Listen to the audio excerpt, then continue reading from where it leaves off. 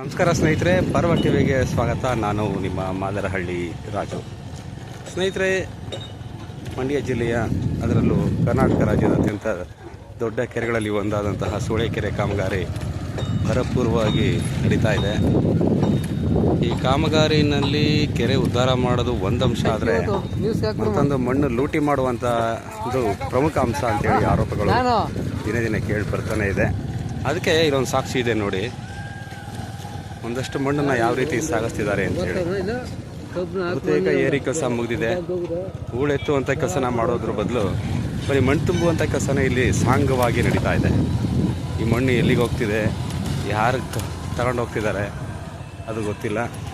ಜೊತೆಗೆ ಈ ಹಿಂದೆ ನಾನು ಮಾಡಿದಂಥ 2-3 ಸ್ಟೋರಿಗಳಲ್ಲಿ ಹೇಳಿದ್ದೆ, ಇಲ್ಲಿ ಯಾವುದೇ ಒಂದು ಕಾಮಗಾರಿಯ ಸಂಬಂಧಪಟ್ಟಂಥ ಒಂದು ಫಲಕ ಹಾಕಿಲ್ಲ ಅಂಥೇಳಿ. ಅದು ಇದುವರೆಗೂ ಕಂಡು ಬಂದಿಲ್ಲ, ಮುಂದೆ ಬರೋದು ಇಲ್ಲ.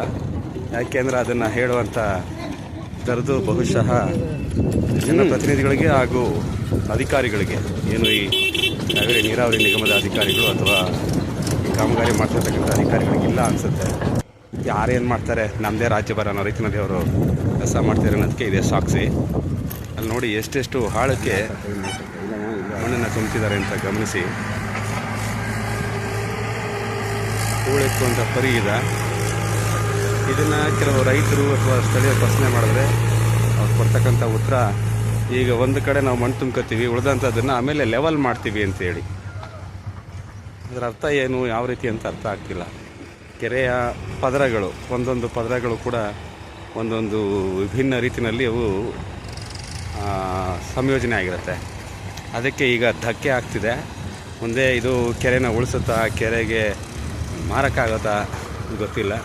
ಇದ್ರ ಬಗ್ಗೆ ಇನ್ನಾದರೂ ಶಾಸಕರು ಯೋಚನೆ ಮಾಡ್ತಾರಾ, ಕೆರೆನ ಉಳಿಸುವಂಥ ಒಂದು ಪ್ರಯತ್ನ ಮಾಡ್ತಾರಾ, ಅಥವಾ ಕೇವಲ ಈ ಗುತ್ತಿಗೆದಾರರನ್ನ ಉಳಿಸುವಂಥ ಕೆಲಸ ಮಾಡ್ತಾರಾ, ಕಾದು ನೋಡಬೇಕಿದೆ. ನೋಡಿ ಯಾವ ರೀತಿ ತುಂಬ್ತಿದ್ದಾರೆ ಅನ್ನೋದನ್ನು ಗಮನಿಸಿ.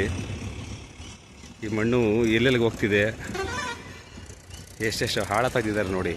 ಕೆರೆ ಏರಿ ಎಷ್ಟಿದೆ, ಅದಕ್ಕಿಂತ ಕೆಳಗಡೆಗೆ ಎಷ್ಟು ಆಳದಲ್ಲಿ ಮಣ್ಣನ್ನು ತುಂಬ್ತಿದ್ದಾರೆ ಅಂತ.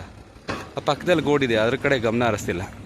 ಎಲ್ಲಿ ಮಣ್ಣು ಸಿಗುತ್ತೆ, ಈ ಮೊದಲು ಆರಂಭದಲ್ಲಿ ಆ ಕಡೆ ದಿಕ್ಕು, ಏನು ನಾವು ನಿಂತಿರೋಂಥದ್ದು ಈಗ ಪೂರ್ವ ದಿಕ್ಕು, ಪಶ್ಚಿಮ ದಿಕ್ಕಿನಲ್ಲೂ ಕೂಡ ಇದೇ ರೀತಿ ದೊಡ್ಡ ದೊಡ್ಡ ಗುಂಡಿಗಳನ್ನ ತೋಡಿ ಮಣ್ಣು ತುಂಬಿದ್ರು.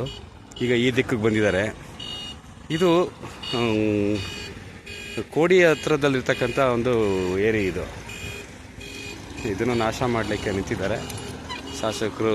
ಯಾವ ಉದ್ದೇಶದಿಂದ ಇದನ್ನು ಕಾಣ್ದಂತಿದ್ದಾರೆ ಅಂತ ಅರ್ಥ ಆಗ್ತಿಲ್ಲ. ಇನ್ನಾದರೂ ಇತ್ತ ಗಮನ ಹರಿಸ್ತಾರ ಅಥವಾ ಕಣ್ಣು ಮುಚ್ಕೊಂಡು ಕೂತ್ಕೋತಾರ, ಕಾದು ನೋಡಬೇಕಿದೆ.